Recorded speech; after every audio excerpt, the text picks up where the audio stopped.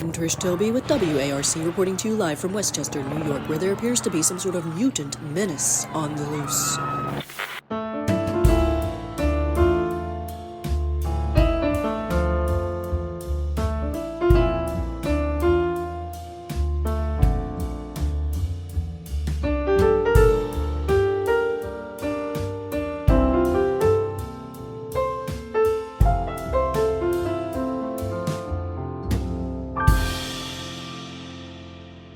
Matt Allcamp.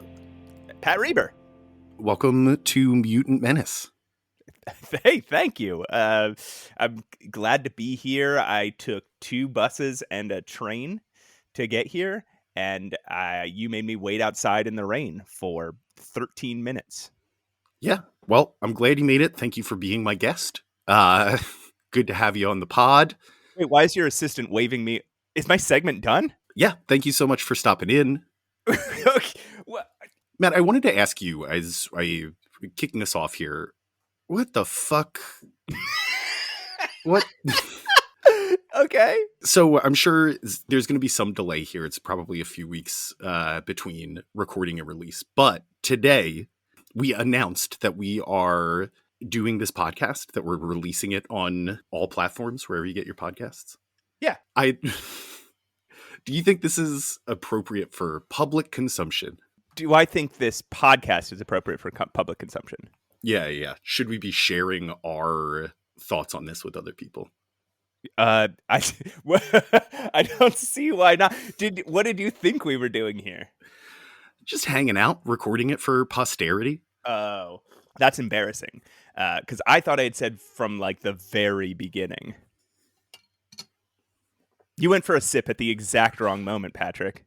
I did. You were talking. You said Yeah, from the very beginning, and then left off as if you were continuing a sentence. Look, listeners, we're still getting. Look, we're leaving that part in. We're still getting each other's rhythms. Is the thing. Me and Pat have worked together for over 10 years. Yeah. Think of this episode 4 as season 4 of a television show, where the actors are still getting to know each other, still kind of working out their timing and their characters. You think that happens in season 4? You think in season 4, John Krasinski would get to his office and be like, "Wait, who's this guy? Oh, Rain. You played. Wait. No, you're being ridiculous. They know each other. They know each other by that point. They're still feeling out the scene. They're still deciding who the lead is. Look at season 4 of Community. Perfect example of Season 4 of Arrested Development. Another perfect example of them finding their legs. They're still trying to figure it out to this day. There's something true about that, actually. I feel like in a TV series, it's around season 2 that the phenomenon you're describing happens, and then season 3 is when things start to cartoonify, and it's season 4 that everyone kind of forgets, because it's by then they've absorbed all the media about their show, and so they know, like, oh, I'm supposed to be the cute awkward one, oh, he's supposed to be the goofy dumb one, oh, she's the sex. Why did I do that? Why did I do that, Pat? Why did I make the first time I used a female pronoun that was something sexual? It was something sexual. It's ingrained into us, Matt. That's what we're doing this podcast to fight against. It's the season 4 slump. In season 4, everybody's like latent sexism starts to ooze out in these subtle ways. Did you do anything X-Men related this past week? Do you think that's what? Okay, since we're in season 4, we should really start hammering this stuff out. Do you think that's what we should be talking about, like, in these intros? Is, hey, what X-Men related stuff have you been doing this week? Or do you think this is our time to be like, hey, what non-X-Men related, like, books have you been reading? What non-X-Men related theme parks did you visit? Oh, I mean, there's no reason we can't cover both. Did you do anything X-Men related in this past week? Why are you dodging my question? That's a good point. If you did go to an X-Men related theme park, I would want to know about it. I'm still, this will be, I don't know if I should talk about this every episode because it's always going to be true and I'm always going to be 20 years ahead of us. But I just past Inferno in my private X-Men read.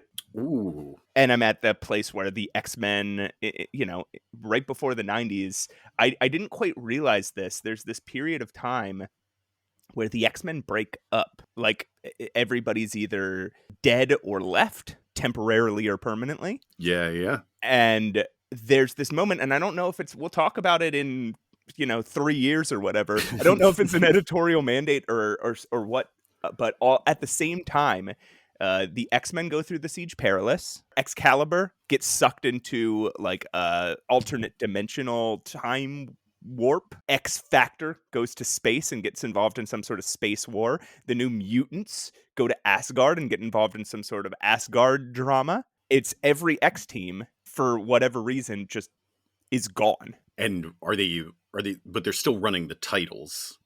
Yeah, exactly. Yes, they're running the titles, but nobody is like on Earth. Nobody is aware of what's happening to one another.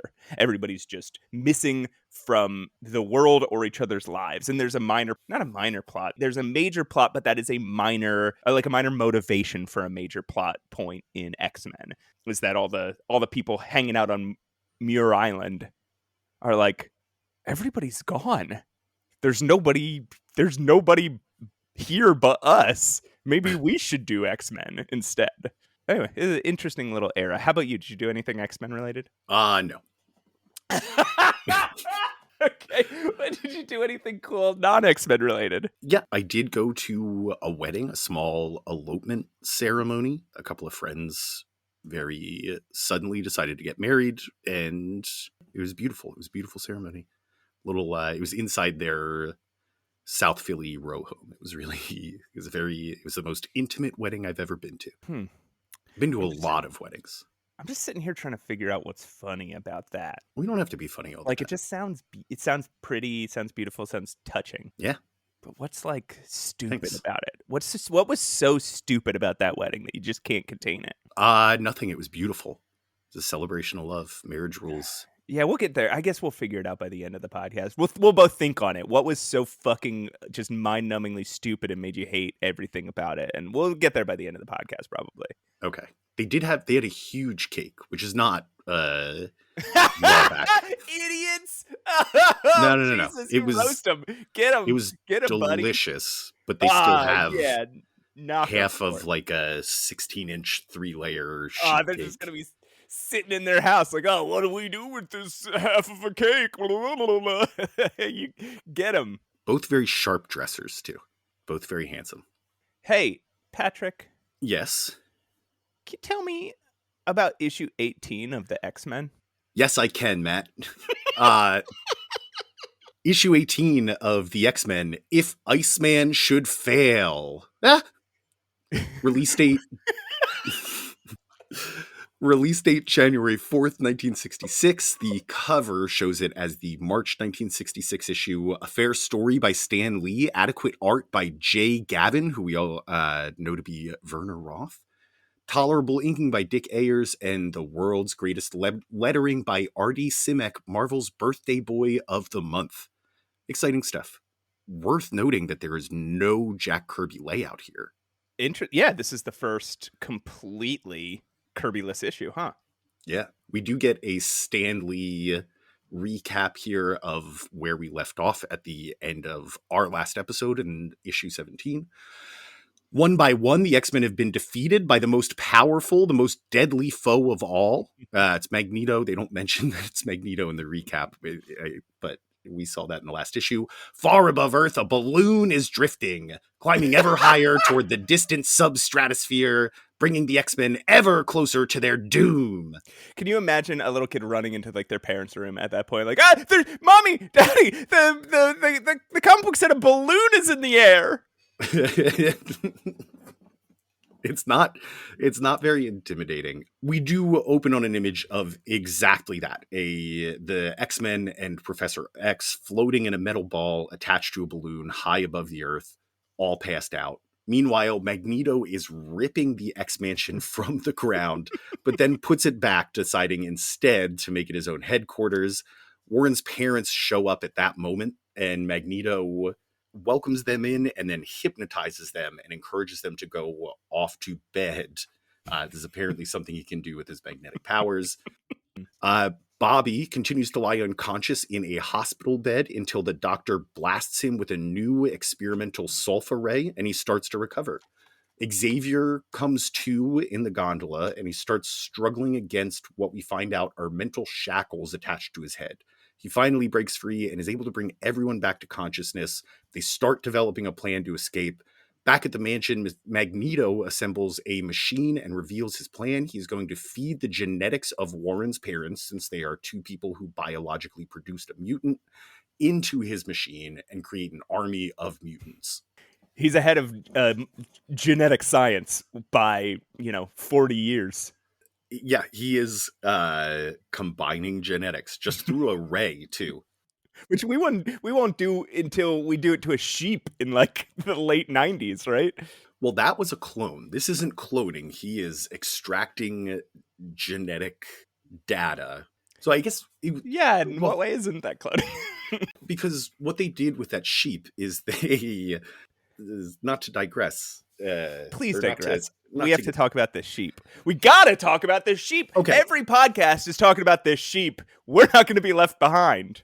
Dolly the sheep was a cloned sheep. I think it was 1996. Created whole cloth from one other sheep. They took the DNA from one sheep and they created a new sheep with that same DNA. What they're doing here is they're just extracting... They're pulling the sex out of reproduction. Whoa! So it's basically combining the father's DNA and the mother's DNA over and over again, as if you were just giving Bobby a bunch of brothers and sisters.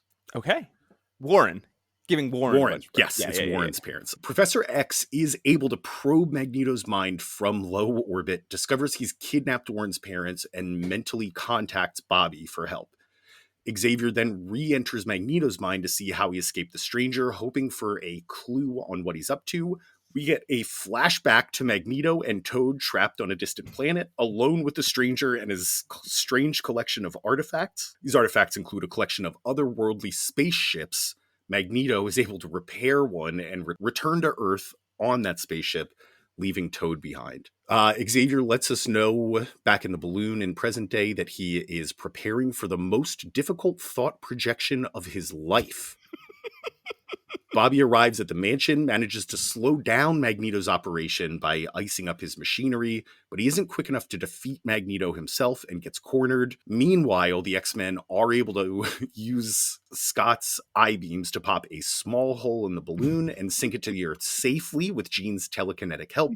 The X-Men arrive just in time to save Bobby and battle Magneto until the Professor commands them all to stop. Turns out the Professor's strongest ever thought projection was reaching out across the cosmos to the Stranger, who comes back to Earth and chases Magneto off into the sunset.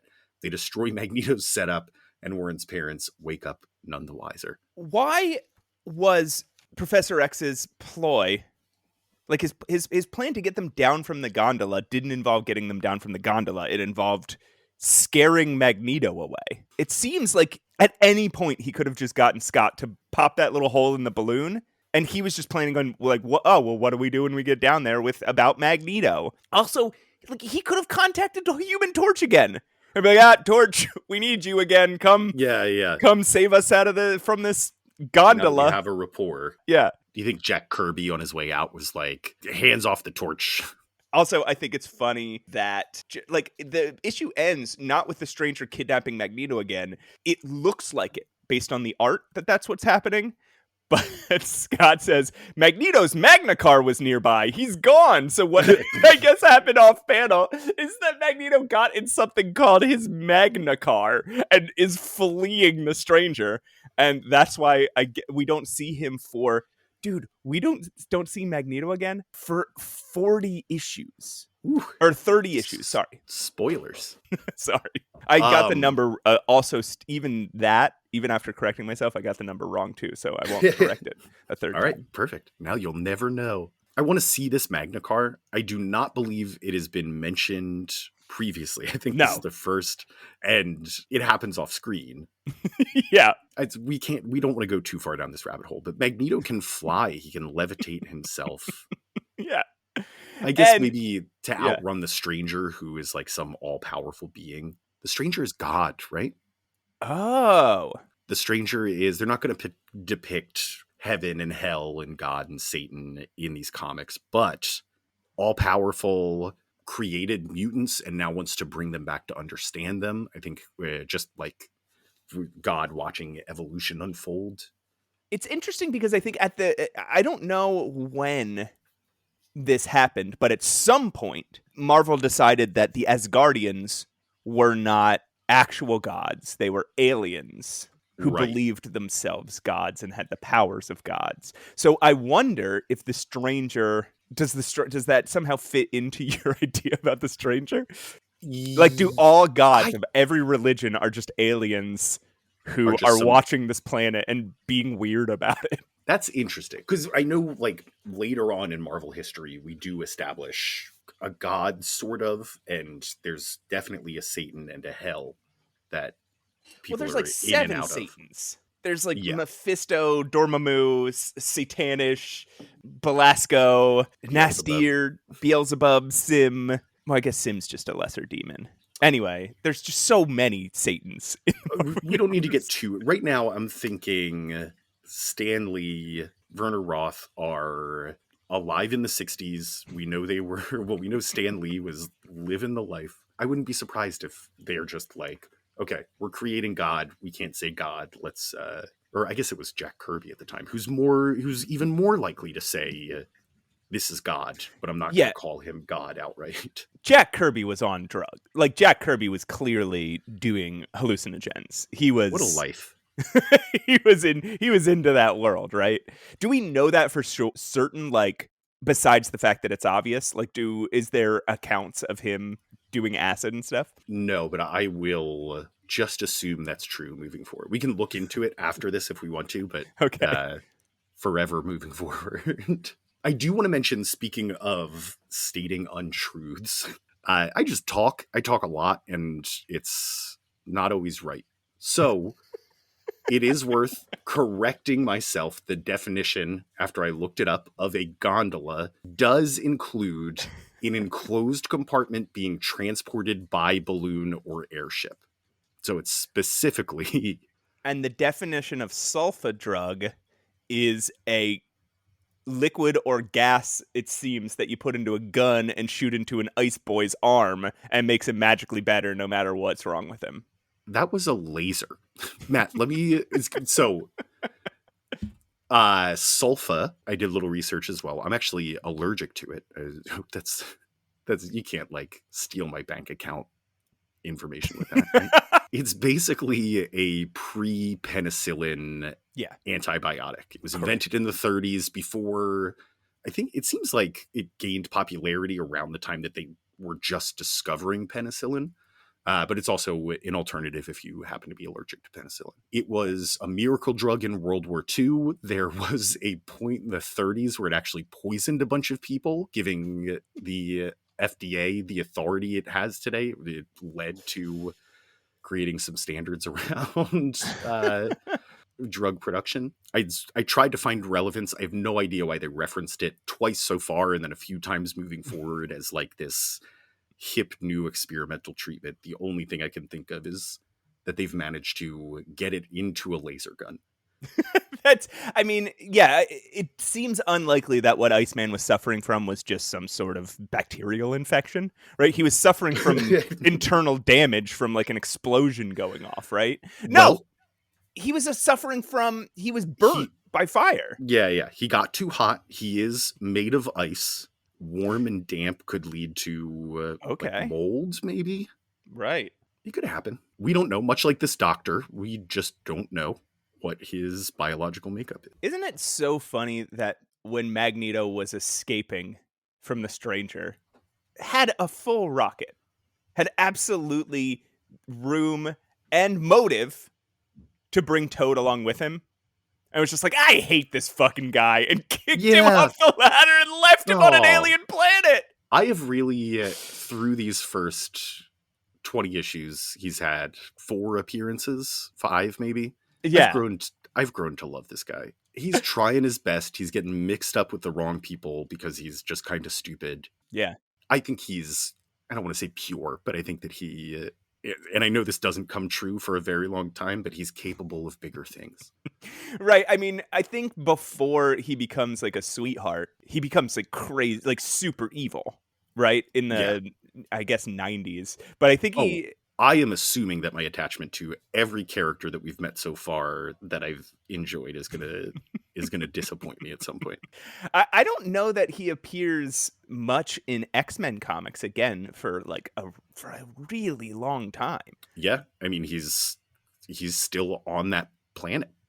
He's hanging out with the Stranger.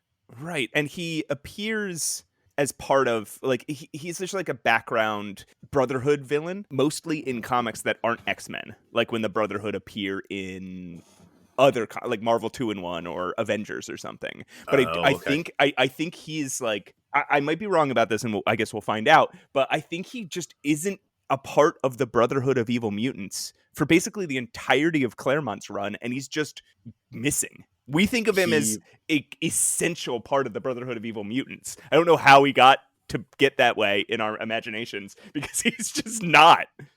It's the movies. It's just seeing him in the movies. He's played by Ray Park. It was a big media push to be like, we got Ray Park. So last time we saw Magneto, if you remember, we were told that we would never see him again, that he was whisked off by the Stranger to a planet that it would be impossible to escape from. This time, as he zips off with the Stranger chasing him in his Magna car, Bobby just says, I wonder if we'll ever know what happens to them. Very smooth correction of the mistake you found yourself paying for to make sure that you're not cutting Magneto out forever. You know, we learned something interesting about Professor X in this issue that isn't, I don't think, true and never comes back again, is that what Magneto overlooks that makes Professor X able to break free from the mental wave distorter that Magneto put on his head is his incredibly strong counter ego. Yes. What? My ability to read minds and project my thoughts is due to the counter ego which I possess. Is this just another word for psychic? Like I know they're still kind of fleshing out the terms at this stage. Right, like that. Like I don't know if we mentioned it, but in one of the issues, they used telekinesis and teleport as if teleport was the verb and telekinesis was the name of the power. So like they are slowly starting to make definitions for these things that they've just been saying fucking willy-nilly. Well, let's give this the same treatment we gave that. Counter ego could possibly mean what? What is the counter to the ego? And it's not id. We know that's not if it's not id, then who is now it's like, then who is defining ego? If the opposite isn't id, how do you define ego? And so then how do you define the opposite of ego? So, okay, if your id is your primitive instincts, right? And your super ego is your conscience. Ego is the thing that... Everything in between. Everything in between. The thing that helps you decide between those two concepts, right? Right. So your counter ego is trying to stop you from deciding from... There we go. Okay, so your counter ego is empowering your id and super ego to take over your brain. So Professor X is so he's operating on pure primal emotion and conscience. So it's religious fear and his deep, deep sex drive that are causing him to be able to communicate with people's brains. Well, how do any of us communicate? Okay. Issue 19. Lo, now shall appear The Mimic. Story by Stan Lee, pencils by Jay Gavin, inking Dick Ayers, lettering Artie Simek. And this was released in February of 1966. we open on an X-Men training sequence. We have everybody doing their kind of normal thing. Jean Grey is just floating in the air, reading an issue of Monsters Unlimited, until Bobby and Warren start bickering with each other and throwing shit at each other. Beast starts showing off all the normal shit, and then Professor X appears, turns off everything, and says, "Hey, you guys have earned a vacation."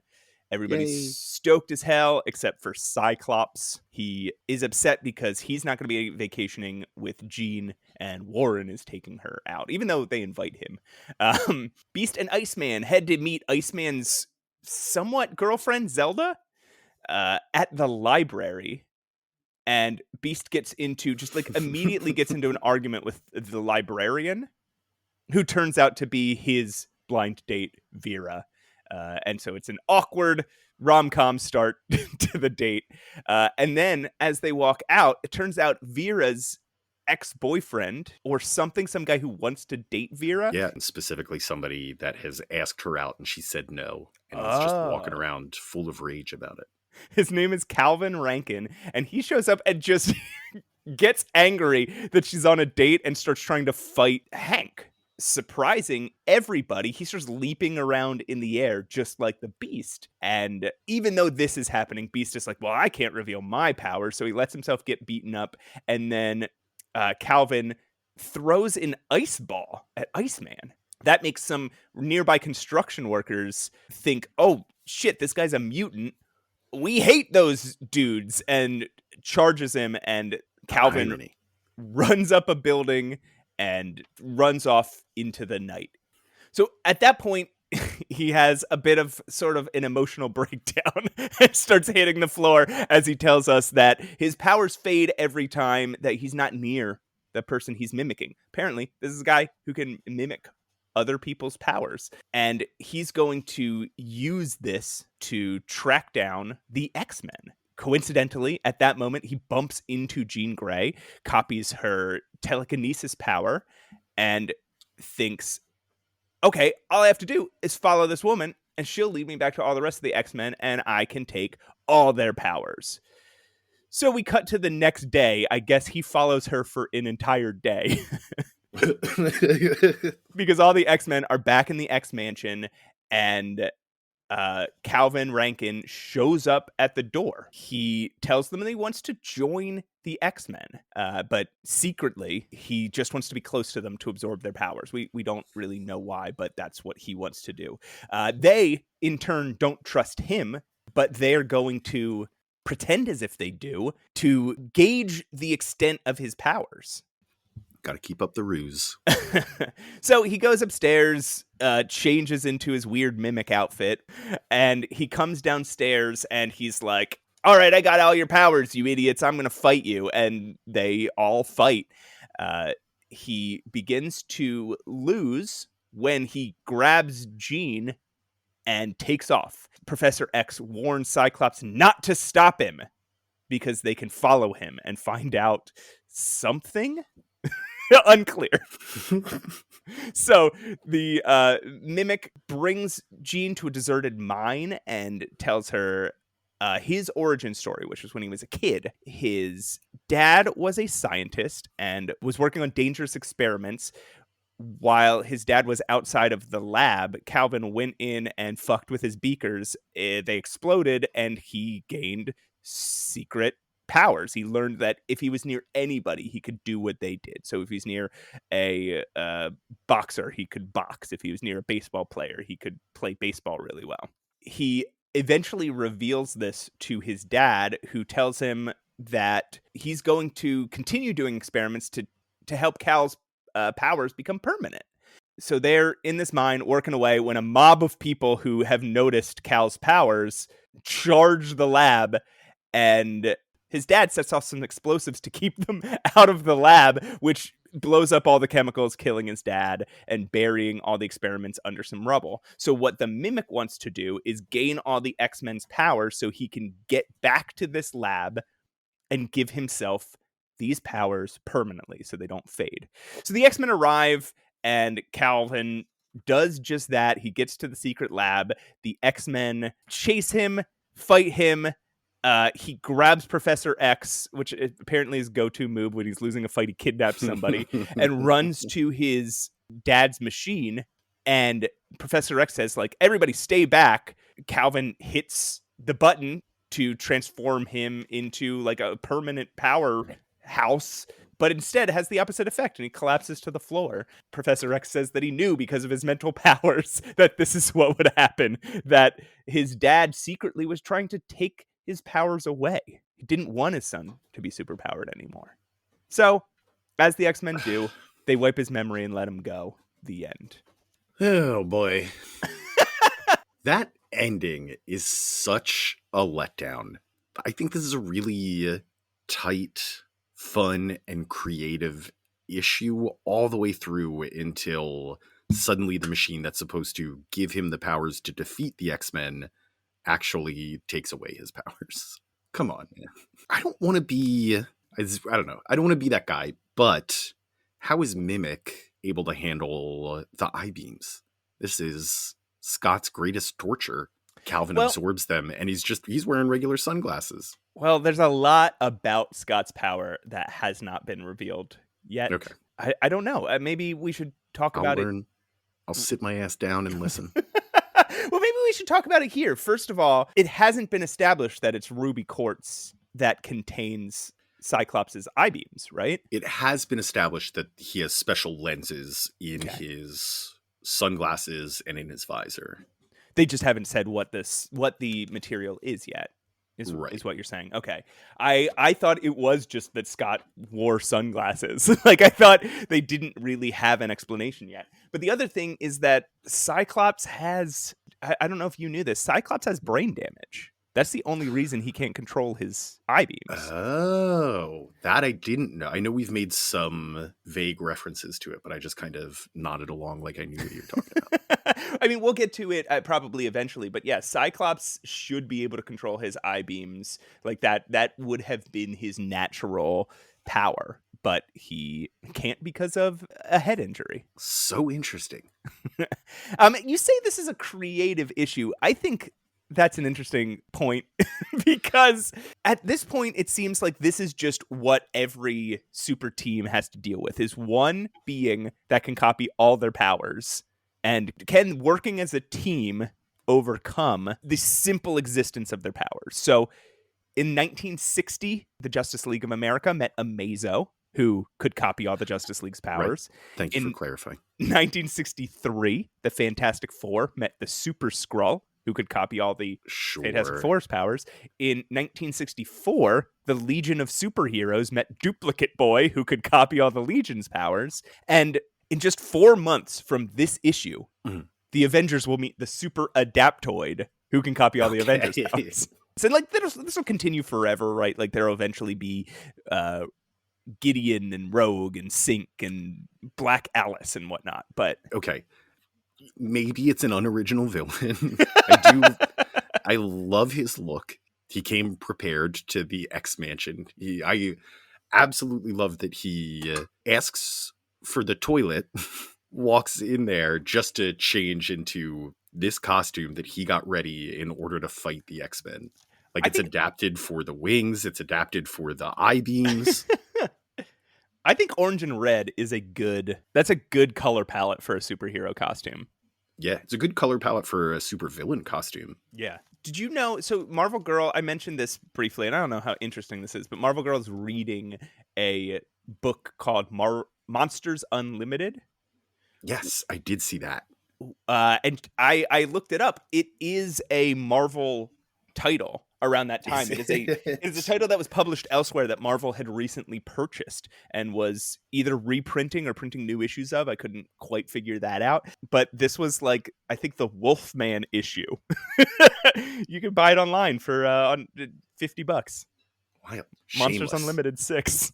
There are 2 moments in this issue that I live for. Number one, Hank and Bobby and their dating foibles. This is the reason that I read X-Men. I want to see Hank try to be smart and smarmy and accidentally get into a fight with, it seems like, a woman he's going to be seeing for a little while. She already pops up again a couple issues later. And why? We'll talk about it when we get there, but why? Why does she go out with him again?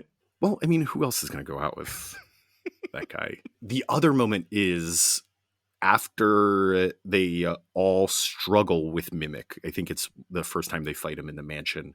Scott says, "Stay back, all of you. I'll tackle him alone. You were all just beat up." And so your plan is to run at him and tackle him. He's just always ready to punch something. I'm very excited that he's done this again. I do want to talk more about this sitcom situation that Bobby and Hank get into, because they're in a library, and Hank, supposedly the smartest dude, starts pondering over some books. And Vera, the woman who turns out to be Vera, says, "If you haven't noticed, these books are for preschool age children." What a good burn.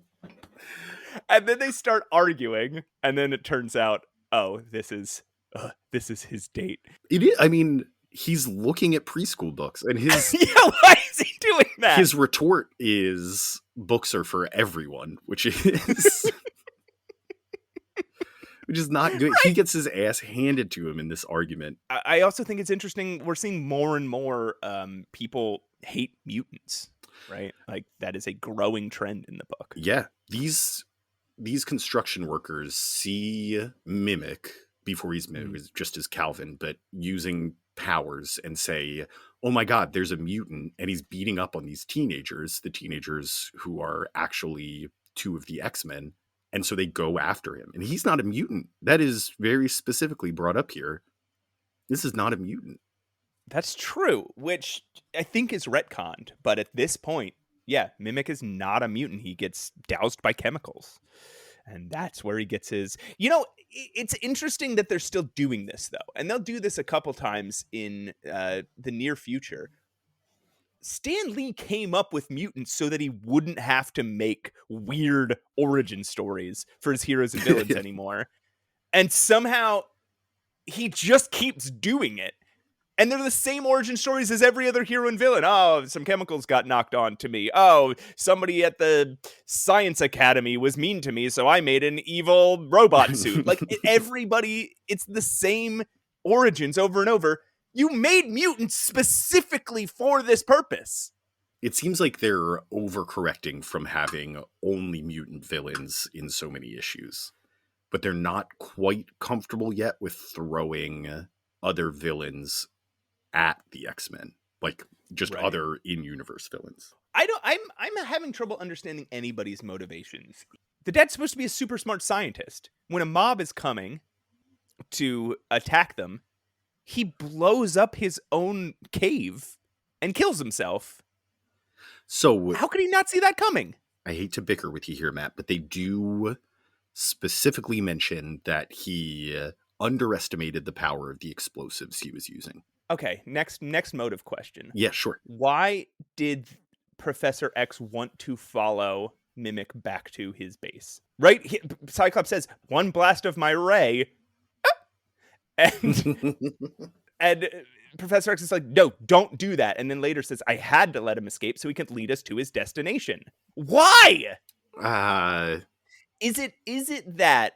Okay, Professor X, when he gets there, probes the machine and goes, "Okay, this machine is not..." Again, because his powers don't make any sense.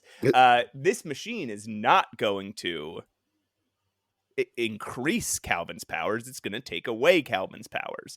He couldn't have known that back at the X Mansion, right? Unless he's reading Calvin's thoughts, and through that memory, reading his father's thoughts. It's an Inception situation. Yeah. It's not unrealistic that they would have that power for an issue for Professor X. Right. Or there's a hidden motive that they're not discussing here. And maybe it'll be in one of those gritty reboots of old comic book issues, is that Professor X actually allowed Jean to be kidnapped because he wanted to use the power intensifier on himself. Ooh. Then he gets there and finds out, fuck, it isn't. So let's just beat up this guy and go home. We do know that he's always scheming. Last motive question. Hit me. Was there no other better solution to getting through a pile of rubble than to trick all the X-Men to come to your secret lair so you could absorb their powers and use their specific powers to get there? What did wings do?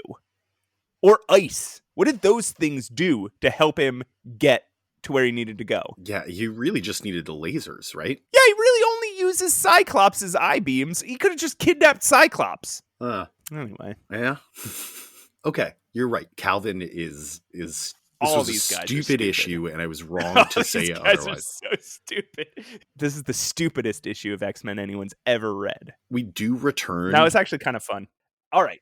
Wait, sorry. Before we hop off to the next issue, Matt, the next issue, I'm told from the end of issue 19 here, has Unus, the Blob, and Lucifer.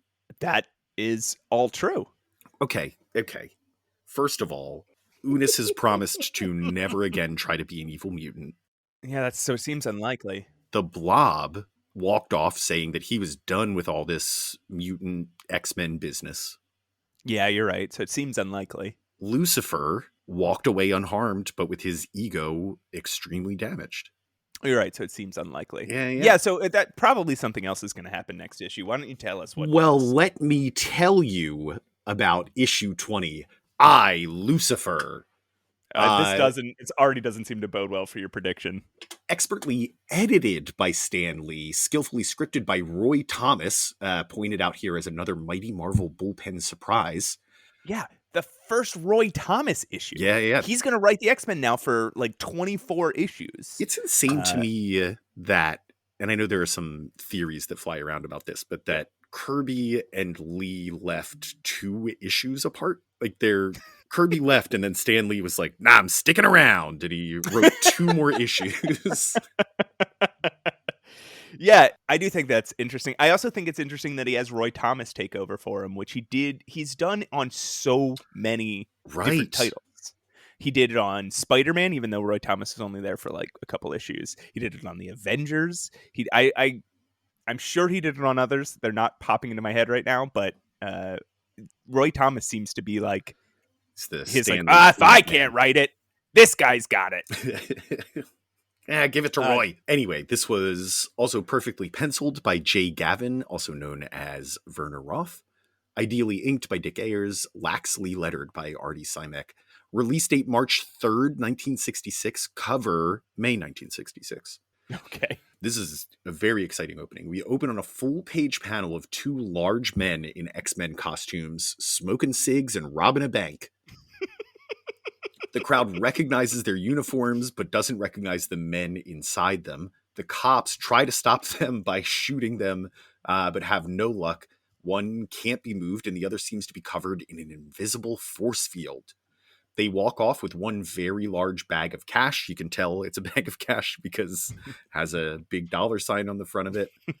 And then back at the mansion, Scott has actually decided he's leaving the X-Men, leaving only a note behind that explains that he can't let his eyes be a threat any longer, and he needs to find a doctor to fix him.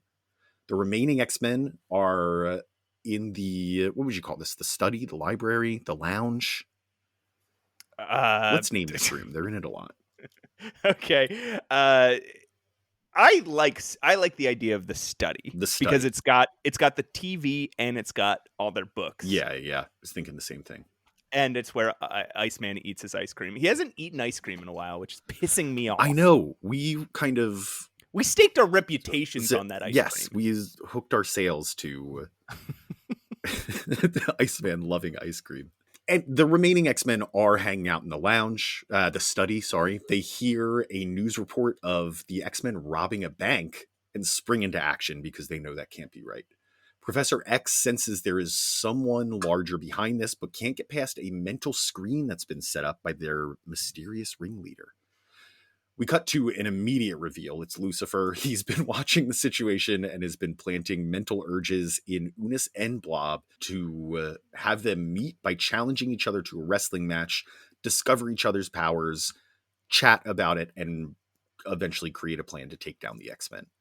Cyclops, having left the team, just stumbles upon the bank robbery, sees that they're wearing X-Men uniforms, puts on his own costume, and tries to take out Blob and Unus.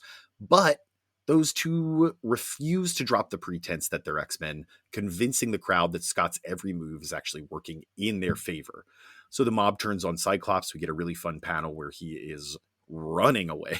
The rest of the X-Men arrive. They immediately establish that the Unus Ray no longer works thanks to Lucifer. Lucifer reveals that that was another urge he placed in Unus's mind. It just is completely ineffective. They start to fight, but the crowd turns on the rest of the X-Men as well, including the police. The police are also wielding guns and once again firing them off into the air. Cyclops comes back just in the nick of the time, though, to keep the rest of the X-Men from being overpowered. Unus and Blob make a quick exit. We cut back to Lucifer's lab, where he unveils his weapon that can attack the professor through his mental beams, incapacitating him. He rides the mental wave. He can only send faint mental thoughts that can be picked up by Jean when she puts on a funky device. He uses this time to tell the story of how he lost the use of his legs. In his younger days, he stumbled across a city in Tibet that was under the mental control of Lucifer and all of his citizens serving as his slaves. Professor X leads a band of freedom fighters to overthrow Lucifer's dictatorship, but his legs are crushed from a falling debris trap in the process. Lucifer escapes, reports back to his boss, who we learn is the Supreme One. I don't think that's an established character before this time. I'm pretty sure it's original. I think this is, first appearance of the Supreme One. The professor also learns that Lucifer is no man, but an otherworldly creature. We come back to the present. The X-Men return back to the mansion to find Jean serving as an interpreter for the professor, with instructions for Hank on how to build a beam distorter that will allow the professor full use of his brain again. This does return the professor to full strength, and they head out in their new jet to take on Lucifer. To be continued. Whoa! Can I just say, before we get too into it, the cover itself here, which I believe is also Werner Roth, is really intriguing. It's 2 layers. The page is kind of split into the top 2/3 and the bottom third. And the front page is 2 men wearing X-Men uniforms clearly robbing a bank. Yeah. If you know your history, or if you just read the in the next issue from the last issue, you know that this is Unus and Blob. Really exciting. And then a really great 3-page opening sequence. It is just as intriguing, where you get a full splash page, like I said, of them robbing the bank. We come right in on the action, and then you have no idea why these men who are established as Blob and Unus are robbing a bank in X-Men uniforms. Like, you have to get 4 pages deep until it all comes together, but it's so engaging all the way there. The art in this issue is just fantastic. There's just like a panel on the second page where it's just a cop firing a gun, right? Yeah. But he's holding the gun in front of his face, like half obscuring his face, and his face is really expressive. And like, that's just such an interesting. I know it seems like a small thing, but just the idea that Werner Roth was like, and he'll be obscuring 2/3 of his face when he's holding, is such an interesting choice. And it reminds me, it looks like I'm looking at like a panel from Stray Bullets, like a David Lapham panel. And then throughout the rest of the issue, the fact that everybody's just constantly expressing something or in motion, and these like these really clear lines, the whole thing just looks appealing at every moment. And it reminds me of one of my favorite artists of all time, a more contemporary dude, which is Mike Allred. You can see where he got his storytelling like ideas from. Some of these panels, if you erased the 7,000 dialogue balloons, I could have totally imagined they were in contemporary comic books. This is, and I think you said it last episode too, that the action just gets so much more visceral. So instead of just one X-Man throwing a punch and then sort of smattering of characters dancing around, it's like panel by panel action. It's really detailed. And yeah, I was going to mention this too. There's maybe it's in the last issue, but there's a frame of Bobby's face that is just also so expressive. He's in his ice form. He is pained seeing that Warren's parents have been kidnapped and Magneto's taken over the mansion. Like, Werner Roth is really getting into it, and I'm thrilled. He's crushing it. There's another interesting panel which will also lead me into what I think is such a funny call to action, which is Professor X can't remember what villain could be behind this. They see that some, like, the Blob and Eunice are, now I'm saying it like you, Blob and Eunice are are pretending to be X-Men, and he's like, this can't be them, somebody else has to be behind it, but I can't think of who it might be. And there's a panel where, like, all the X-Men's villains appear in these block letters in spiky little word balloons, thought bubbles above his head. Yeah, so it's like Vanisher, Juggernaut, Magneto, Sentinels, Mastermind, Submariner, and he's, you know, in the center of the panel concentrating. What? Why? The call to action here is, I can't remember another guy. Yeah.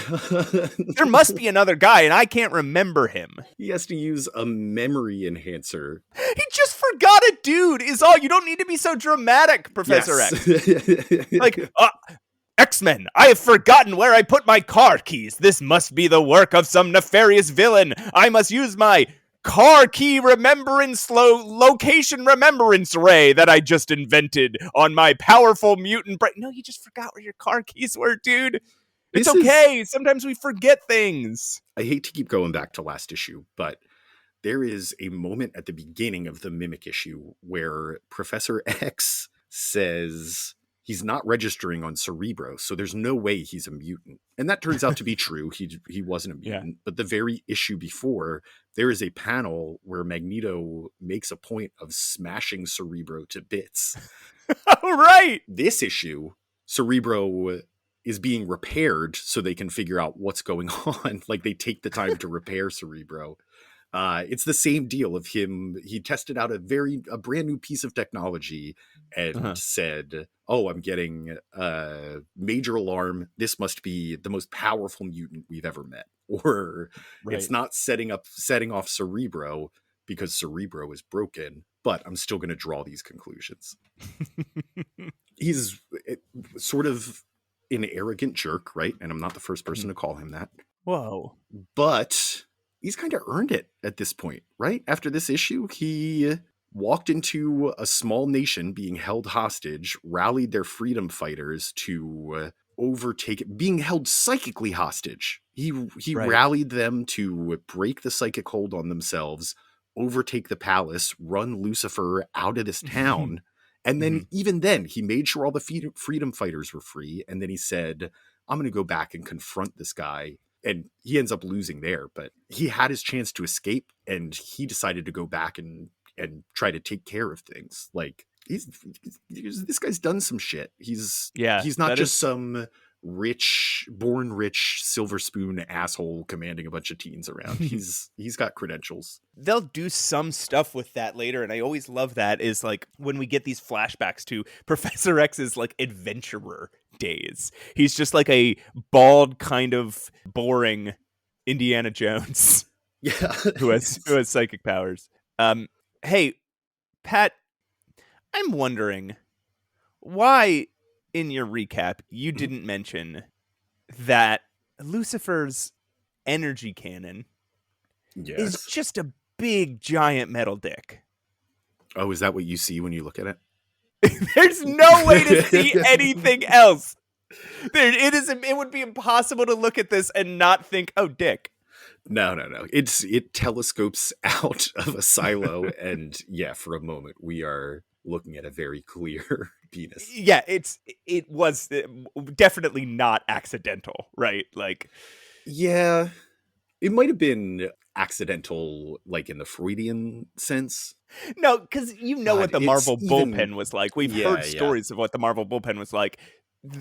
If this was accidentally drawn, they were going to pass it around and be like, hey, look at the dick that Werner Roth drew. It's It's got the little slit at the top. I know, and it's shooting out another a weird art thing is we just got rid of Magneto. This guy's just Magneto. Why is he now, wearing Magneto's? He had his own costume. Is it that the colorist got confused and just colored him like Magneto? Or was this intentional? They're like, yeah, purple and red worked so well. Let's just keep doing that. And like a weird, cape and helmet combo. It's essentially, imagine Magneto's outfit from the neck down, and then he's got sort of the same funky helmet. It's redesigned to just only expose his mouth and his beard, and they colored it purple. Well, is it his beard or is it chin wrinkles like the Skrulls? Because the Supreme one also has the same sort of like ridges on his chin. I don't know if it's just like, they styled their beards the same because they're such good pals. I think it's a beard. It's part of their strange alien makeup.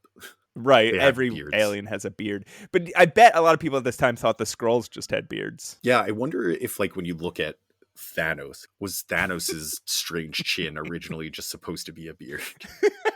He has a goatee. Yeah, and I mean, could have been the same for the Skrulls. Like, these are just a green bearded race. So the way Unus and Blob meet is that the traveling circus that Unus now belongs to comes too close to the traveling carnival that Blob has always belonged to. Unus's setup at the circus is sort of like some sideshow thing where he's offering to wrestle anyone. And Blob says, I'm sure this guy hasn't heard of me, gets there. They wrestle. The Blob tries to take down Unus and just sort of stops at his force field. Doesn't bounce back like most people would, but stops. So Unus tries to jump on Blob and sort of maneuver him to the ground like he usually can, and recognizes that he can't be moved. And they're both like, we must be mutants. Let's have a chat. So this is 15 seconds into that fight. They have each tried exactly one move and then said, let's step out of here. I'm done. Let's call it a draw. His play at trying to take down the Blob is he just kind of like jumps on his back and wraps his arms around his neck like he's a backpack, like he's Blob's human backpack. It's not working.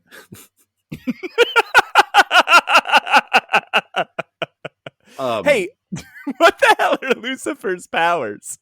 They actually explain this, Matt. It's powers that the world can scarcely imagine. He's very smart. He seems to have some sort of asked and answered psychic ability, or maybe it's like a machine ability that he can manipulate machines to be psychic.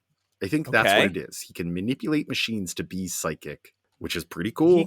Pretty scary. Can manipulate machines to be psychic. Yeah, that is the most clarifying answer we get here. Okay. And he's not a mutant, he's an alien, so I guess, he could have any sort of weird power. It is terrifying though. Like, Lucifer has this city in a mental hold where they are not forming new memories. They have no concept of time. They only control certain parts of their own thoughts. Like, the guy that Professor X tries to shake down to get information is like, I can't say anymore. Like, they know they're being constantly watched. That's existentially, what a nightmare. Yeah. That's really, I guess I hadn't fully absorbed that. To me, it was just like, like a villain takes over a nation, whatever. But you're right. That is really intense. That's a really intense way to depict that. Specifies that he doesn't remember much about what happened since Lucifer took over, and that he has no idea how much time has passed. It could have been a day, could have been a month. There's also, so this was driving me nuts. How do I explain this? Matt, have you seen Hot Tub Time Machine? No, I've not seen Hot Tub Time Machine. I'm so sorry. You don't have to. Nobody has to. I'm not endorsing that movie at all. But there is one very good bit where, so if you don't know, they travel back in time in Hot Tub Time Machine via hot tub. Before they do that, unlikely. Well, you got to see the movie if you want to figure out how that works. I mean, Wait, you're telling? Hold on. Sorry, I know I want to let you continue, but you're telling me they travel through time in a hot tub? yes. Hmm. I don't believe it. You don't believe that they made a movie about that, or you don't believe that the technology exists? I don't believe that the technology exists, and if the technology doesn't exist, why make a movie about it? Okay, well, again, Matt, if you want to know how the technology works, see the movie. I'm just going to look it up on Google Scholar. There is one very good bit in that movie where Crispin Glover in Okay. present day is missing an arm. Okay. They go back in time to the 80s, I think 25, 30 years earlier than when this movie came out. Yeah. And he has both arms. And then every time he's on screen, something happens where you're like, oh, this is how he loses his arm. The characters start to recognize this as well, but it keeps not happening. Okay. He keeps surviving until the very end. I won't spoil it, but he loses. I guess I will spoil it. He loses his arm. I think that's just such a funny bit. I think Comedy Bang Bang does it as well, where they have this TV show has like an RIP to a crew member, and then that crew member is actually heavily featured in the episode. But this is what they're doing with Professor X. Like that old dude, and he's like screwing in a light bulb at the top of a rickety ladder. Right. It's like, yeah. Exactly. Professor X has his legs. He comes across a traitor to his cause who has a knife and cuts a chandelier that comes flying down on top of him. His legs are fine. He's safe. The walls cave in on them during their escape. He's fine. His legs survive. There is a wall of fire barreling towards him. To get out of the way, he jumps into a raging underground river. Yeah. Leaves unscuffed. His legs are absolutely fine. And it's not until the very end when he's standing face to face with the villain, and then a rock just falls from the ceiling and crushes his legs. All right. Are you ready for me to tell you about issue 20 yet? 21 yet, or no? You know what? Yeah. Go ahead. You've earned it. Thank you. Issue 21 is called From Whence Comes Dominus. Edited by Stan Lee, written by Roy Thomas, art by Jay Gavin, inking by Dick Ayers, and lettering by Artie Simek. It was released in April of 1966. We open with a splash page of the X-Men arriving to the quote Southwest Desert, where they said that they were headed last issue, and something is up with their plane.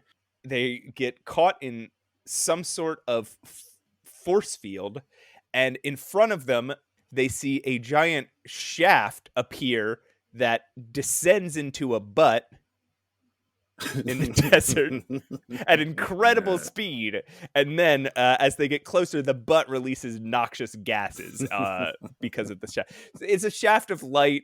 There's some like weird forms flying into is it pronounced butt, Pat? Yes. B-U-T-T-E? It might be Butte. Yeah, I don't know actually the pronunciation on of this that podcast word. We say butt. We say butt. We cut to a distance away where Pat, my favorite villain, my favorite guy, Porter Mack, the cowboy, and his band of cowboy bros notice this light streaming down into the butt, and they take to their horses to go check it out. Got a very strong opinion of themselves. So they realize this butt is clearly Lucifer's lair, and they manage to find a hidden entrance into the lair, and the 5 X-Men leave Professor X on top of the butt to enter the lair. The cowboys see the X-Men coming down the butt. I don't know if we should keep saying butt. Like, it's just going to be so distracting. They see the X-Men coming down the butt, and they go, oh, those guys are wanted in New York City. And so they attack them. They start shooting them with guns. The X-Men handily deal with these like 5 cowboys. They knock their horses into the water. They pick one up and then encase them in a block of ice. They pull their hats down over their eyes. It's very fun little action sequence. And then they make themselves a little ice raft, and they sail down a river into the lair of Lucifer.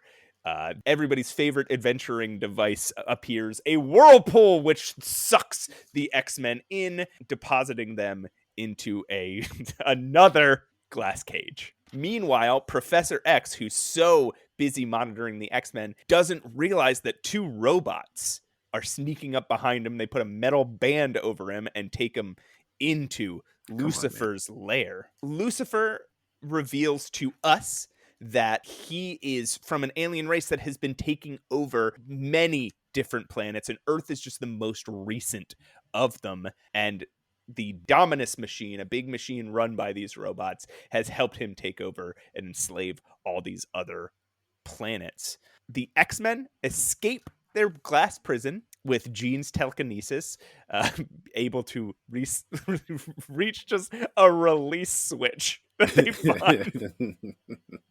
And they bust out, they start beating up robots and make their way to the control center where Professor X and Dominus are.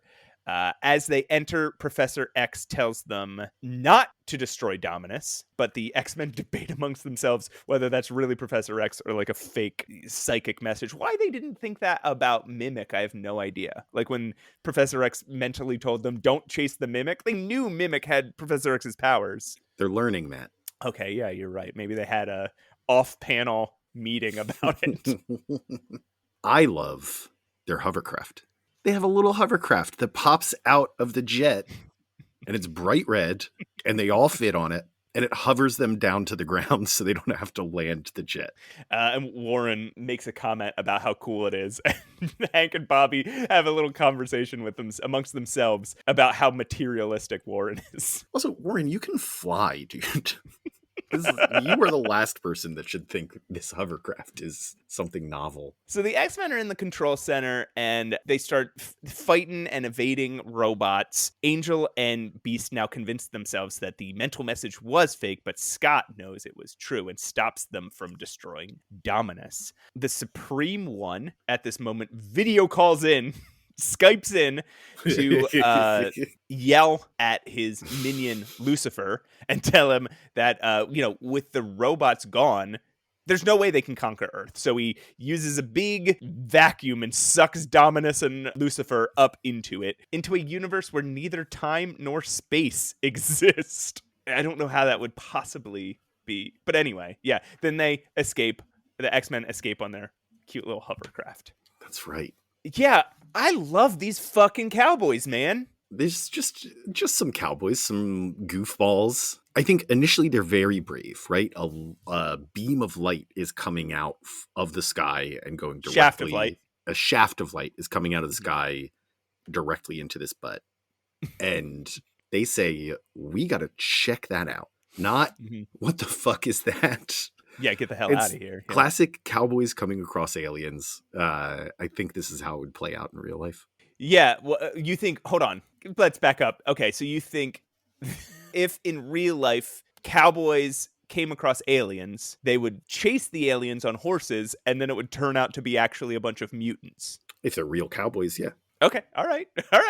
Did you notice that Bobby has visible ice shorts now? He's grown up. Yeah, he's no longer an ice Ken doll. There's a time in every boy's life when they're no longer allowed, that you no longer can run around naked. You got to grow up. You got to put on your ice pants. Most people get there before 16. Let's not be judgmental. So the X-Men all get caught in a whirlpool and start drowning. Warren is able to escape because of his wings and then says, I've got to turn around and go back in there and get them. He says, no matter what danger lurks beneath. What if that danger is just drowning? What if they're all... Which is right. What happens most commonly with a whirlpool. You just get sucked in, you get pulled by the undertow, you drown. And he's diving back into it. The one thing, the one weakness of a man with wings is they don't do anything underwater at all. Not even like a little bit. They have no function underwater. And the one weakness of being that rich is you don't have to think about stuff very often. I guess it works out for him. He does another really stupid thing. They get the mental message from Professor X saying, under no circumstances should you try to harm Dominus. And Angel says, oh, hey, guys, I found the heart. You want to go smash it? Scott has to say, no, didn't you just hear the professor? It does sort of fit with Angel's character, right? He is a little happy-go-lucky. He is a little brazen at this point. You know, he has an ego and isn't great at listening to others. But you'd think if they were trying to make that point, they would use Bobby, who they're still trying to depict as the immature, brash little boy. You'd think so, but they've given him a lot of attention recently.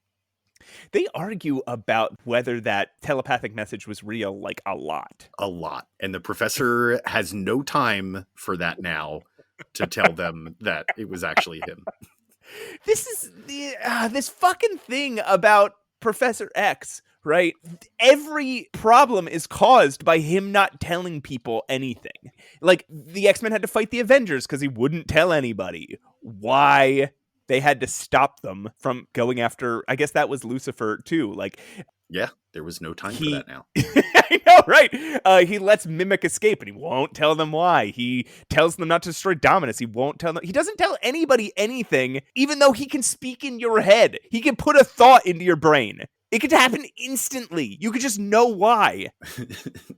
My favorite panel in the entire comic book is the ultimate fate of Porter Mack. And we never see Porter Mack again. This is his last appearance in a comic book. Him and who was the master of the 8 Men?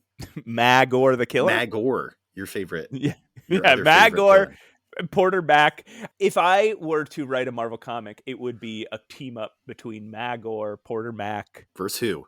X-Men, I guess. Yeah, yeah, they're both X-Men villains.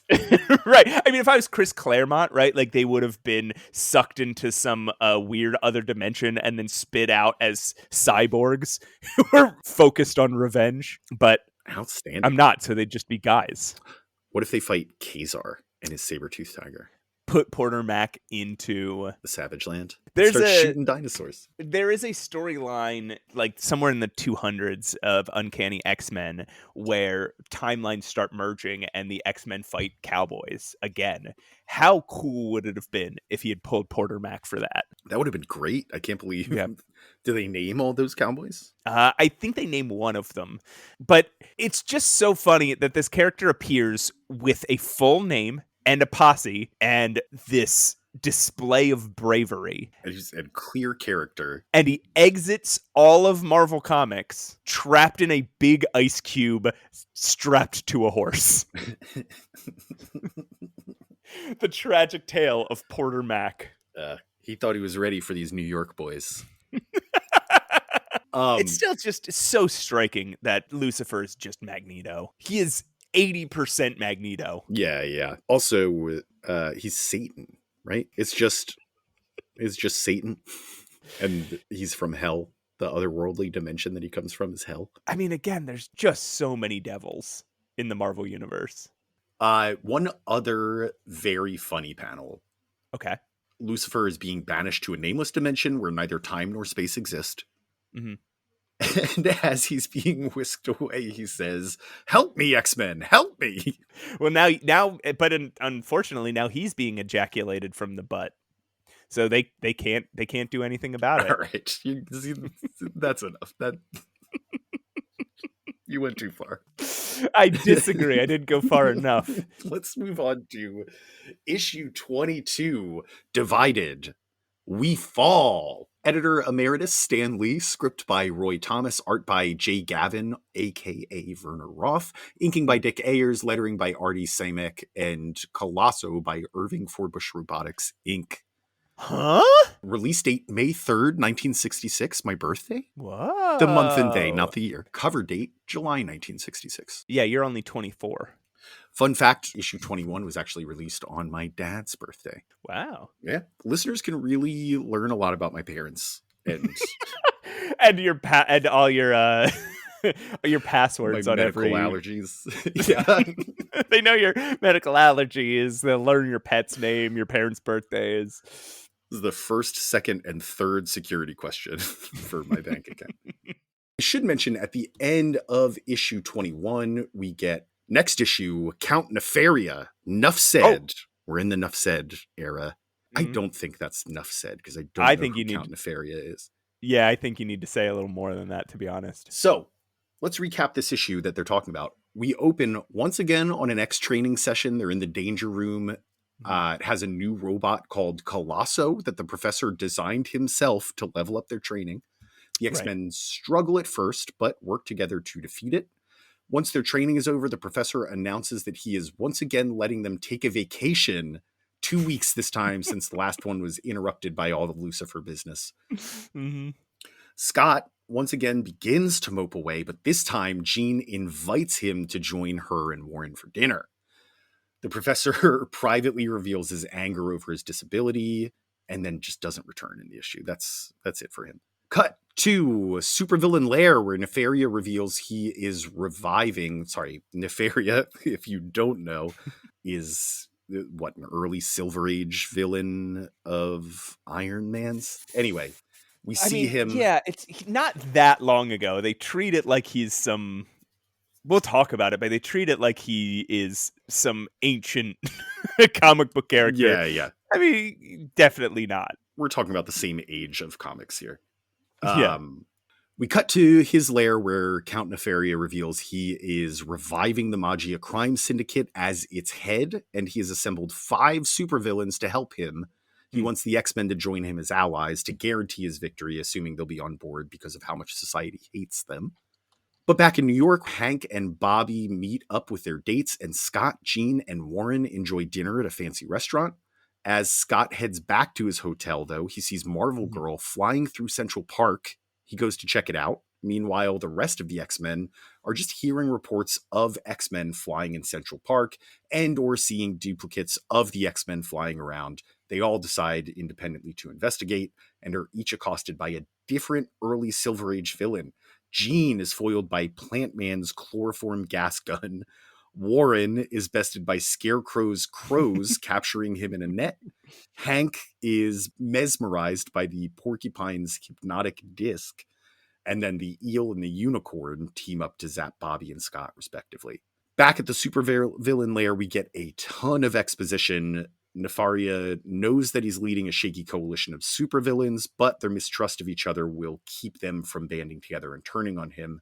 Nefaria makes his offer to the captured X-Men. Joining him would make them an unstoppable force for crime or evil or whatever. The X-Men decline, and Nefaria lets them know they'll join him willingly or not, and announces his intention to steal Washington, D.C.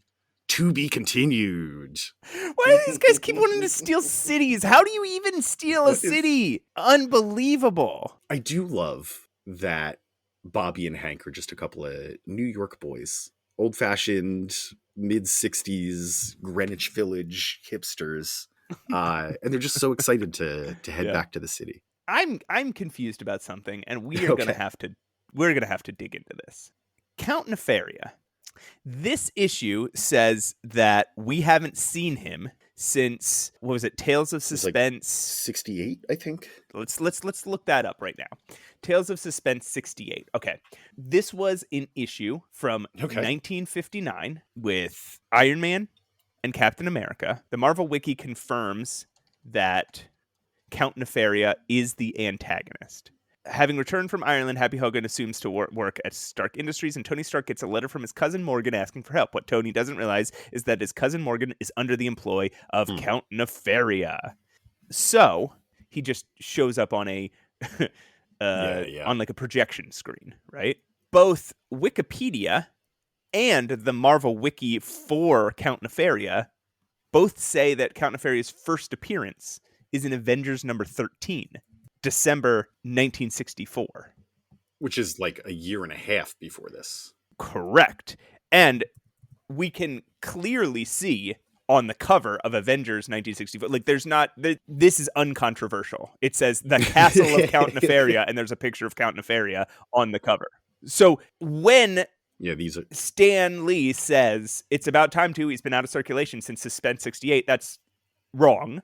He was in Avengers number 13 a year ago. This is an editor's note so we know it is Stan Lee that's making this declaration.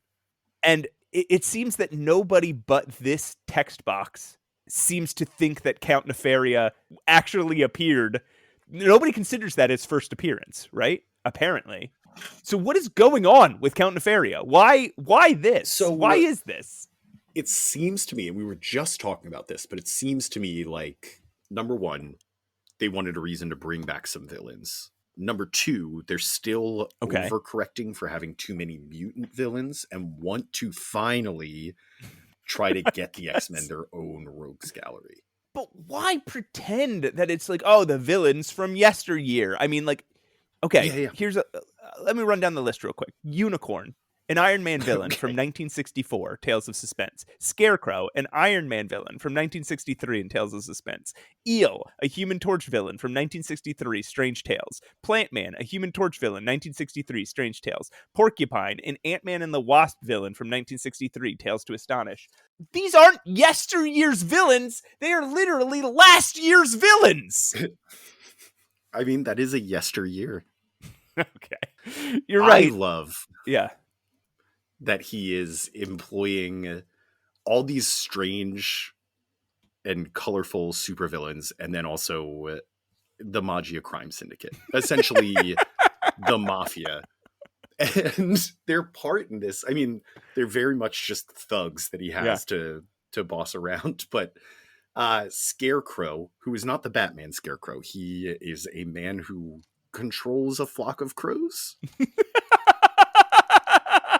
That's my best read on it. He captures Warren in a net and gets him to the ground, and then just does a "get 'em, boys," and the mobsters just come in and start beating him up.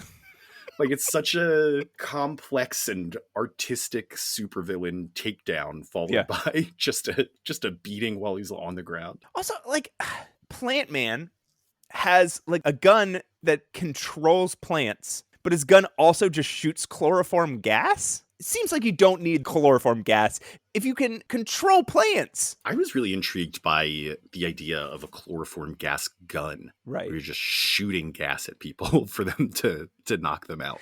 Is his thing just controlling plants? I've never seen Plant Man before or since. So I don't know.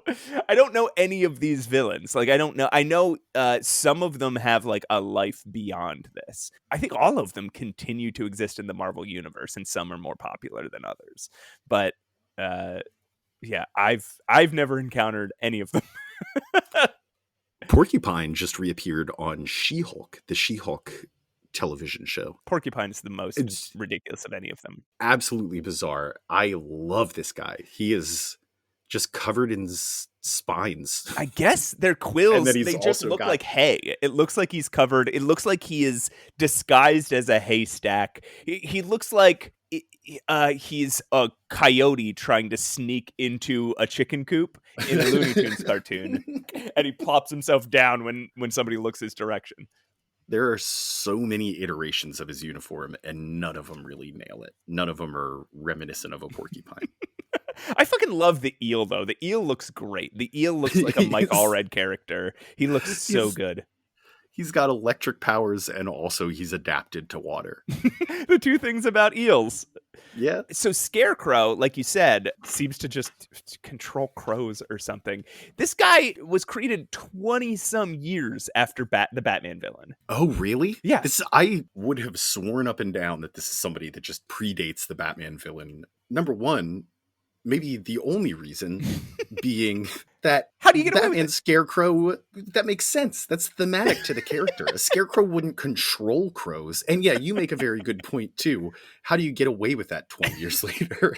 I don't know if maybe Scarecrow wasn't a huge Batman villain at the time. I don't know anything about Batman history, but Unicorn. Well, we're doing that next. Unicorn is the strangest one to me because he has no equine traits. He doesn't look like a unicorn. He doesn't even have a horn on his... He's just a man with a gun on his head. He's a man with a gun on his head that he calls his power horn. That is all he is. And, like, what makes that more special or powerful than a man with a gun in his hands? And he also has guns in his hands! He's just a gun guy. He's just a guy with 3 guns! 1 on his head and 2 in his palms. He's powerful, it seems. He's got a powerful gun. Yeah. I love Yeah. a thing that I love about the Golden Age and some of the Silver Age villains is they seem to come up with the name and work backwards.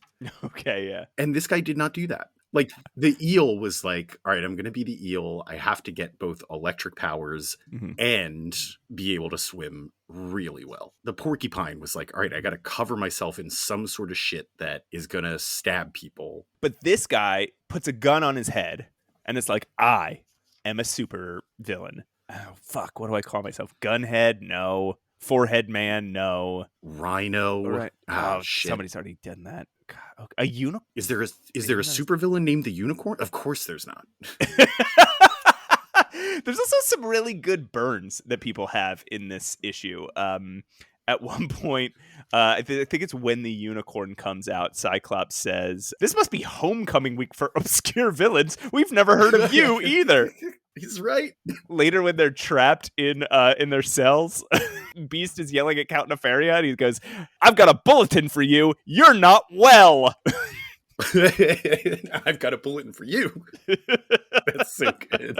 They also, in this issue, they take a few shots at the Mets. I think they adhere to the rule of threes here, and just 3 separate panels throughout the issue. Okay. Somebody's talking about how the Mets are down by some ridiculous score, and it's getting worse as the issue goes on.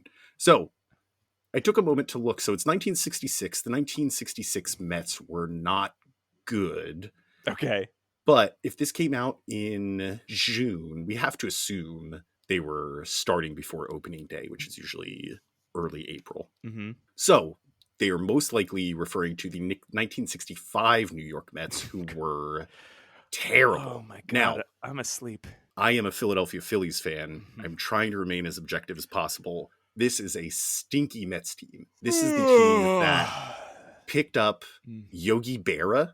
You know Yogi Berra, Matt? Okay, boo-boo. Yes. Picked him up in April and dropped him within 3 weeks. Mid-May, they dropped him. Man, you think he would have squirmed out of their hands by then? A legendary player who joined the team immediately left because he was so past his prime. Nolan Ryan, they drafted. He would go on to be a huge deal, but he's still in the minors at this point. He's just getting drafted. Nolan Ryan? Yeah. Okay. This is, I think, the Mets' 4th year in existence, too, so things have not looked good for them. It is just a bad time in history for the New York Mets. Oh, so that was interesting. Go Phils. You said one interesting thing there, and it's that the Mets just became a team? Yes. Yeah, I want to say 61 was their first year. Maybe it was like a standard New Yorker joke at that time to like punk on the Mets.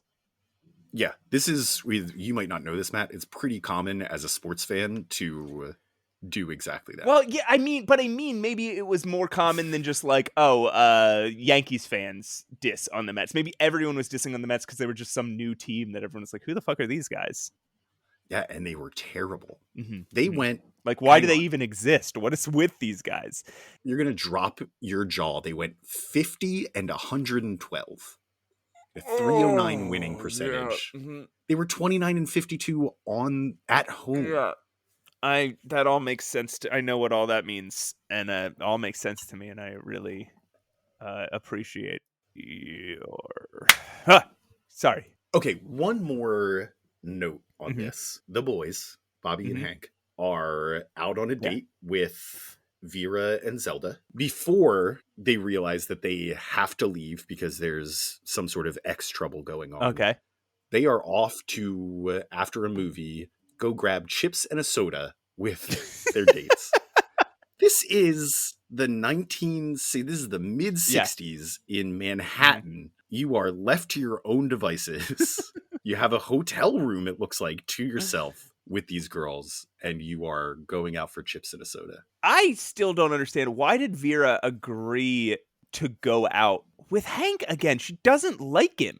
I think that the two of them probably have difficulty finding people because they're both big that dorks. they maintain interest in and that maintain interest in Yeah. them, because they both seem to be big, kind of arrogant nerds. Yeah. They're the only ones who will talk to each other. This is exactly. Hank is a funny looking dude. He also mistakes a lanky man for Vera, suggesting that she has probably some mannish qualities, and this is the 60s, so that was that made you a pariah as a woman. Another disturbing thing that happens in this issue, besides Professor X's look of complete deranged maniacal joy at using Colosso to try and beat the hell out of the X-Men, there's a panel where he's like leaned over his little remote control, and he's got just like this deranged look on his face. But at the end of that page, he's thinking he's according to Roy Thomas, he has an anguished mind. He has a soul in torment because they can walk in the sunshine, feel the wind striking their faces, while I am confined to this wheelchair, a hopeless cripple, he says. Oh yeah, boy, language has sure changed, and as have our sensitivities. Was that really how people in wheelchairs felt about themselves in the 1960s? You can still go outside and feel the wind and sun. Who made you feel this way, Professor Xavier? It's also very tropey, right? A disabled person in media just being extremely jealous of all the able-bodied people around them. Yes. How did you feel about this grip of issues? Well, I gotta say, I am happy with them. Okay. There is sort of a background arc building up here where people just hate mutants. They're still going on their wacky adventures, but now the spite for mutants is starting to interfere with their plans or their actions. Like the Sentinel issues that we looked at, they have focused so heavily on it, and now it's just part of their world. I think that's really fun world building, and we know that it's going to continue. It's fun to see it executed so well so early. Right. We get 2 longer stories, and then we get 2 tight and fun single issue stories. One is iconic, right? That Mimic issue. The other, but and then we have compelling villains here. Not counting the obscure ones they pulled back in, but like Mimic has a whole story that's told really well within the bounds of a single issue story. Right. Lucifer is fleshed out to be somebody that's actually pretty terrifying and even has a boss to answer to himself. We're seeing more complex storytelling, which I know I was on about last time, but these are the ways that they're leveling up that storytelling in this arc. I think there's something interesting happening here because it felt like Stan Lee was building something. He was building a world, right? He went from mutants being a new thing for people and there being a divide between evil and good mutants to the world becoming suspicious of mutants and there being sort of a divide on whether these people were heroes or whether these people needed to be taken down and controlled, and introduced the Sentinels. I also want to say those first Stan Lee issues, those first 19 Stan Lee issues, almost every character, save 2, become real important mainstays in the Marvel universe and the X-Men universe, right? And the 2 that don't are one is Mimic, who sticks around but pops in and out, right? Mimic doesn't really get much attention in the world of X-Men until his character in Exiles, which I believe is a completely different version of him. I think that is a Mimic from a different Earth. An alternate. Yeah. And so Mimic never really gains popularity in Marvel Comics. And then Lucifer, who pretty much disappears after this era, right? Oh, really? Yeah. Does that mean we're going to see the Stranger again? I don't know if we ever see the Stranger again. Just quickly zipping through the Marvel wiki, the Stranger comes back a million times, but he's not really an X-Men villain. Fucking weirdo. Then we get to this Roy Thomas era, right? Where he seems to be, I feel like he's leaving behind this world building of the X-Men. I think he's building, he's almost like turning them into flavor of the week kind of superheroes. And I think we'll see this more. So we'll talk about this more as we go along. But, you know, one week they're fighting Lucifer, and the next they're fighting Count Nefaria, and next they're fighting the Dominus Machine, right? Like, that's Roy Thomas's seems like MO, right? Is just, oh, they're just a superhero team. You just come up with some supervillains thrown at them. And you're right, he does keep some themes going in the background, like the X-Men maturing as human beings, right? And the other theme of the world reacting to mutants. But he doesn't really seem interested in building out these things. And these characters don't stick around, right? Like, Count Nefaria doesn't become an X-Man villain. Whatever Roy Thomas is building here, it's something different than Stan Lee was building, and it doesn't have the longevity, it doesn't have the staying power of what Stan was building. And I think that's interesting because I also think Roy Thomas might be a slightly better writer. Yeah, he's so the one thing that stood out for me, and this was first impression, so maybe I just have sort of a bias after that, but the opening to the first Roy Thomas issue where Blob and Unus are robbing a bank in X-Men costumes, and just the way that it like slowly unravels the mystery as it goes on, and then goes into the Lucifer stuff, which slows down a little bit. I thought that was really gripping. I want to see more of that.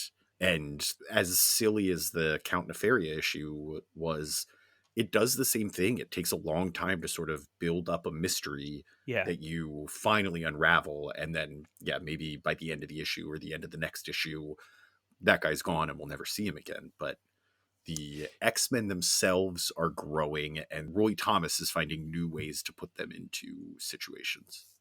Yeah, maybe that's the thing here, is that Roy Thomas is really good at writing a superhero adventure, while Stan Lee is really good at building a world. And that's the difference between the two here. Yeah. Any final thoughts? Do we have a Patch Deal and Steal?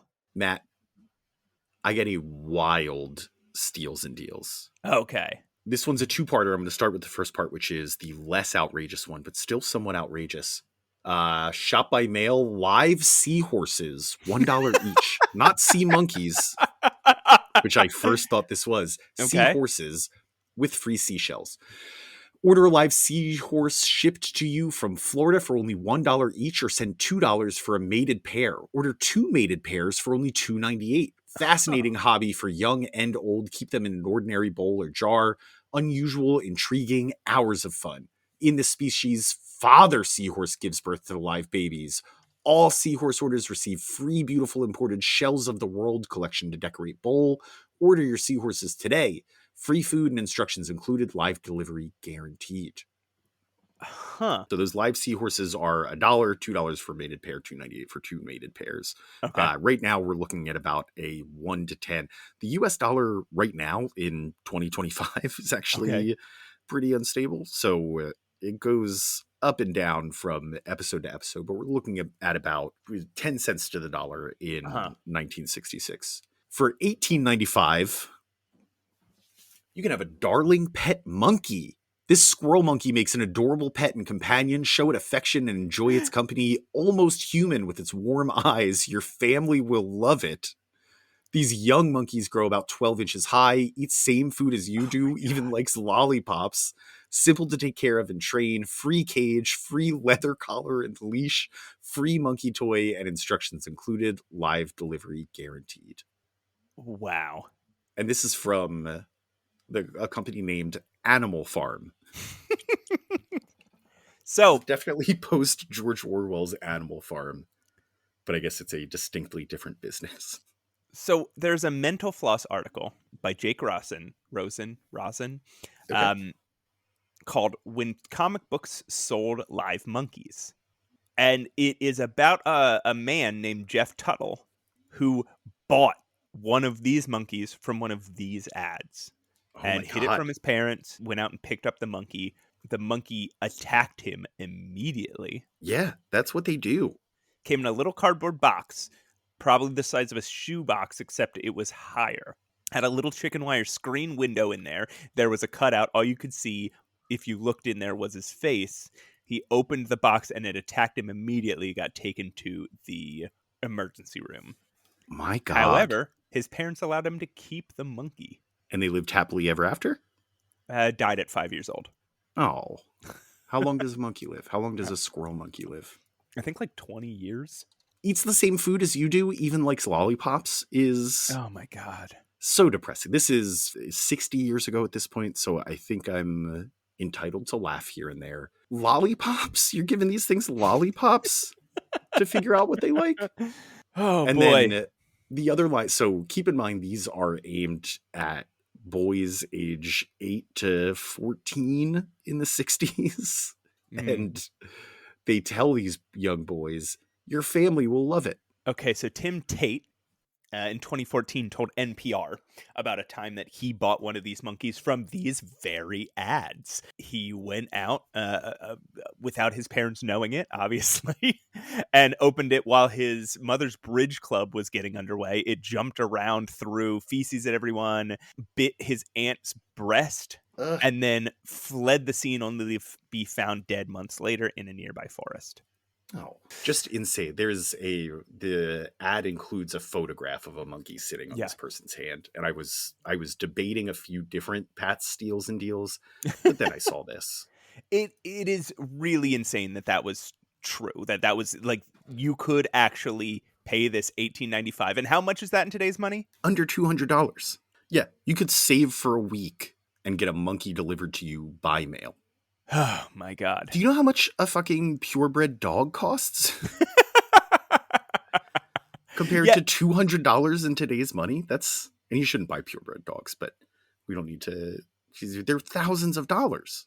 You're right. At this point, you can buy a monkey for roughly $9,000. $9,000. That's why this is on Pat's Steals and Deals. All right, so just travel back in time. Don't tell your parents. Get a monkey. Please don't let it die. Your family will love it. Well, that's a great Pat Deals and Steals, Pat. Thank you. I think we're going to continue to see these because I saw them in 2 issues. Apparently, they continue to the 1970s, so I'm reading. Oh my God. Yeah. All right. I'll have to ignore them as I keep going. Because this is, the more I talk about it, the more depressing it is. 18 through 22, huh?